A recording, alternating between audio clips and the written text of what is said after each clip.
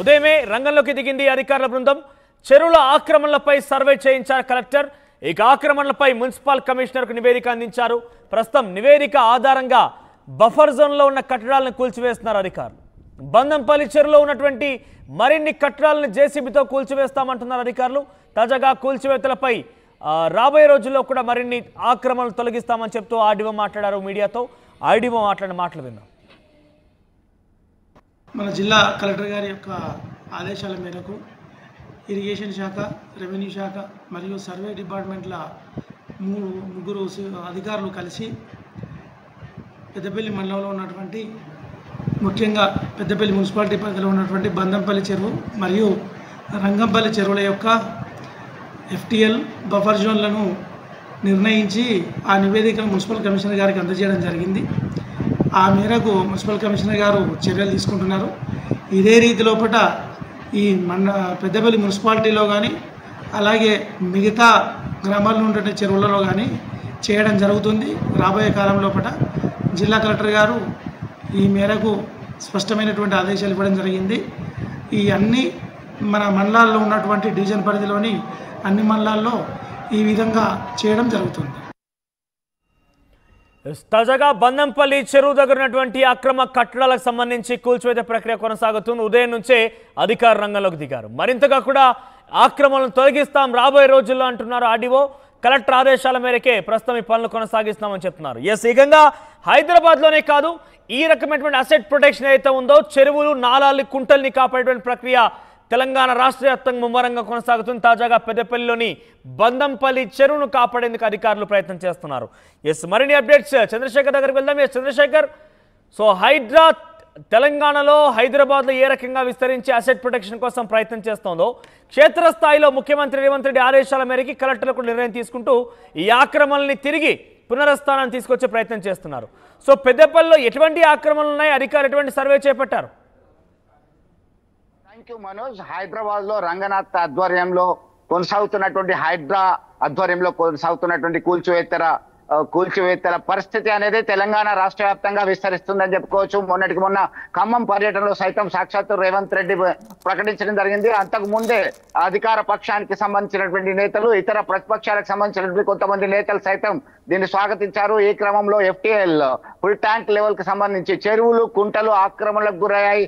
అక్రమ కట్టడాలు, నిర్మాణాలు విచ్చలవిడిగా పెరిగిపోయాయి. దాని వల్లనే ఈ వరద బీభత్సం అనేది ఉంది అని చెప్పేసి పలువురు అభిప్రాయం వ్యక్తం చేస్తున్నటువంటి తరుణంలో తాజాగా పెద్దపల్లి జిల్లా కేంద్రంలో రంగంపల్లి, బందంపల్లికి సంబంధించినటువంటి ప్రాంతాల్లో FTL ప్రాంతంలో ఉన్నటువంటి పలు నిర్మాణాలని జేసీబీలతోని, బుల్డోజర్లతోని కూల్చివేయడం జరిగింది. దీనికి కోయ శ్రీహర్ష జిల్లా కలెక్టర్ ఇచ్చినటువంటి ఆదేశాల మేరకు గత 4-5 రోజుల క్రితమే కరీంనగర్ శివారు ప్రాంతమైనటువంటి కొత్తపల్లిలో సైతం సర్వే నిర్వహించారు. రెవెన్యూ అధికారులు రంగం దిగారు. ఆ సర్వే అధికారులు, రెవెన్యూ అధికారులు మొత్తం మీద ఒక కోఆర్డినేషన్ తో పనిచేస్తున్నటువంటి పరిస్థితి. కరీంనగర్ సీతారాంపూర్ లోని చెరువును ఆనుకొని అక్రమానికి గురైతాయనేటువంటి అనుమానాలతో అక్కడ ఉన్నటువంటి మట్టిని సైతం తొలగించినటువంటి పరిస్థితి మనం వెలుగులోకి తీసుకొచ్చాం. ఈ క్రమంలో తెలంగాణ రాష్ట్రంలోని పలు ప్రాంతాలకి హైడ్రా విస్తరిస్తే అటువంటి అవకాశాలు స్పష్టంగా కనబడుతున్నాయి. దానిలో భాగంగానే కార్యాచరణకి సిద్ధమైనటువంటి పరిస్థితిని మనం గమనించవచ్చు. హైదరాబాద్ లో ఏదైతే చాలా పాపులర్ గా వినిపిస్తున్నటువంటి పేరు హైడ్రా, ఇది తెలంగాణ రాష్ట్ర వ్యాప్తంగా ఉంటే మంచి జరుగుతుంది అని చెప్పేసి కాంగ్రెస్ నేతలు ముఖ్యంగా కోరుతున్నటువంటి పరిస్థితి. పక్క రాష్ట్రానికి సంబంధించినటువంటి డిప్యూటీ సీఎం పవన్ కళ్యాణ్ సైతం దీన్ని అప్రిషియేట్ చేయడం జరిగింది. దీనివల్ల సామాన్య మధ్యతరగతి ప్రజలకి ఇబ్బంది కలగకుండా చూడాలని కొంతమంది మేధావులు కోరుతున్నటువంటి పరిస్థితి. ఎందుకంటే ఇప్పటి వరకు వాళ్ళకి హ్యూమనిటేరియన్ గ్రౌండ్ లో కూడా ఆలోచించాల్సినటువంటి అవసరం ఉంది అని చెప్పేసి మరికొంతమంది కోరుతున్నారు. మొత్తం మీద ఈ బఫర్ జోన్ కు సంబంధించి, FTL కు సంబంధించి ఆక్రమణలు ఏ ఉన్నా తొలగించాల్సిందే అనేటువంటి డిమాండ్ మాత్రం రోజు రోజుకు పెరుగుతున్న దృష్టిలో పెట్టుకొని వాళ్ళు రంగంలోకి దిగారు. పెద్దపల్లిలో కార్యాచరణ మొదలైందని చెప్పుకోవచ్చు మనోజ్. రైట్, అంటే ఇంకా ఆక్రమణలు ఉన్నాయా? ప్రస్తుతం కూల్చివేస్తున్నటువంటి ఆక్రమణలు అక్కడ ఇళ్ల నివాసాలు ఉన్నాయా, కమర్షియల్ బిల్డింగ్స్ ఉన్నాయా? అసలు ఎటువంటి ఆక్రమణలను గుర్తించారు? ప్రస్తుతం ఎటువంటి విషయాల్ని కూల్చేస్తున్నారు? ఇంకా సర్వేలో ఎటువంటి విషయాలు వెల్లడించే అవకాశం ఉంది? ఎస్ మీరు అన్నట్టుగా అక్కడ కొన్ని నివాసిత ప్రాంతాలు ఉన్నాయి, అక్రమ కట్టడాలు కట్టుకొని కొంతమంది విల్లాస్ లాగా ఏర్పాటు చేసుకోవడానికి రంగం సిద్ధమయ్యారు. కొన్ని నిర్మాణ దశలో ఉన్నాయి.